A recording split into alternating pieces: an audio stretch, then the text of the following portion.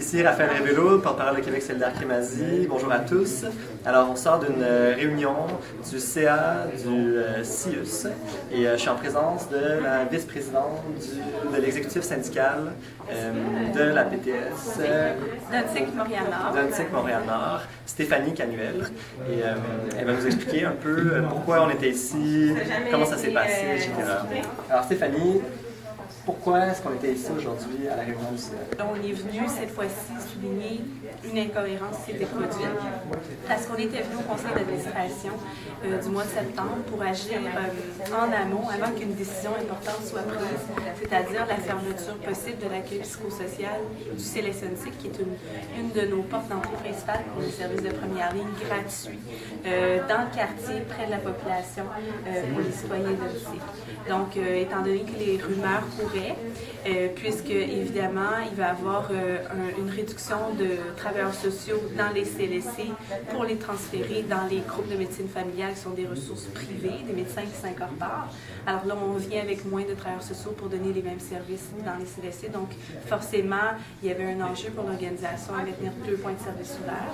Donc là, on est venu dire, bien, écoutez, vous nous dites que non, il n'y a pas de décision de prise. Nos travailleurs vont entendre un discours différent à plusieurs occasions par leur gestionnaire, par leur directeur. Alors, quelle est la vraie réponse?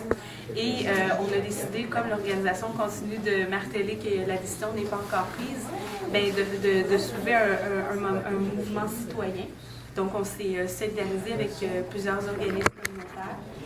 On a tenté d'approcher aussi un cadre de concertation en violence conjugale du nord de l'île de Montréal aussi, parce que au niveau des services d'accueil psychosociaux, c'est les premiers répondants aussi auprès des femmes victimes de violences conjugales. Et on a fait des liens aussi avec d'autres organismes un peu plus spécifiquement et aussi écoles secondaires pour faire signer une pétition pour pouvoir venir la déposer aujourd'hui. Donc on a récolté 350 signatures en une semaine, donc on est assez fiers pour ça. Et c'est plus juste la parole du syndicat, c'est aussi la parole de citoyenne qui s'est exprimée aujourd'hui.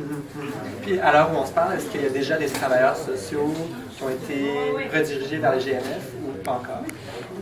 Oui, à l'intérieur du CIUS du nord de l'île de Montréal, parce que ça regroupe 3 territoires. Donc, Unsic et Montréal-Nord constituent un territoire, Bordeaux-Cartierville, Ville-Saint-Laurent constituent un autre territoire, et il y a aussi Villeray-Petite-Patrie qui est un 3e territoire. Maintenant, pour Villeray, Petite-Patrie et Bordeaux-Cartierville-Saint-Laurent, les déploiements commencent actuellement à se faire. Donc, on retire des travailleurs sociaux des CLSC pour les envoyer dans les cliniques médicales. Unsic, Montréal-Nord, présentement, ce n'est pas commencé parce que les transferts sont bloqués en lien avec une mésentente au niveau de l'application des conventions collectives locales dans le secteur Unsic-Montréal-Nord. Est-ce qu'on sait le pourcentage qui va être redirigé vers le GMF? Bien, comme le Dr Fallard le dit aujourd'hui, c'est à peu près 50%. Puis, donc, avec les ressources qui vont rester, selon vous, est-ce que c'est possible de maintenir les services? C'est impossible de maintenir les services tels qu'ils sont.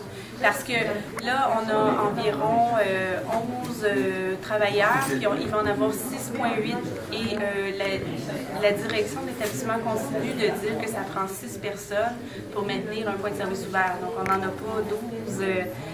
Il va en rester vraiment insuffisant. Donc forcément, il y a des points de service qui vont fermer.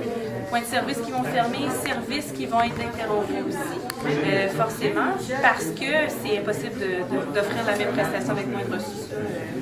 Rien ne se perd, rien ne se crée, évidemment. Et donc, ce que vous envisagez comme étant le scénario le plus probable, c'est que, je comprends que c'est que le point de service au CLSC, Unsic, ferme ses portes? Est-ce que c'est le plus probable? J'ose espérer que non, franchement. Parce que c'est ce qui a été annoncé dans le journal des voisins. Effectivement.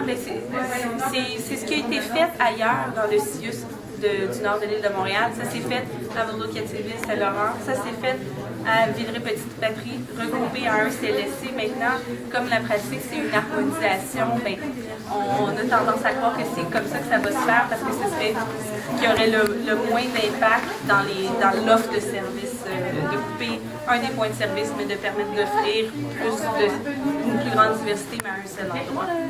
Puis, essentiellement, la réponse qu'on a reçue du conseil d'administration ce soir par rapport aux préoccupations, comment tu la décrirais?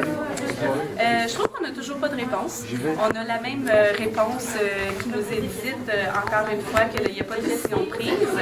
Là, ce qui nous inquiète, c'est qu'ils imputent la décision à un comité qui a été créé avec certains de nos membres, où nous, on a l'impression qu'ils vont avoir l'odieux de trancher sur quel type de services ils vont devoir être coupés, puis ils vont devenir un peu imputables.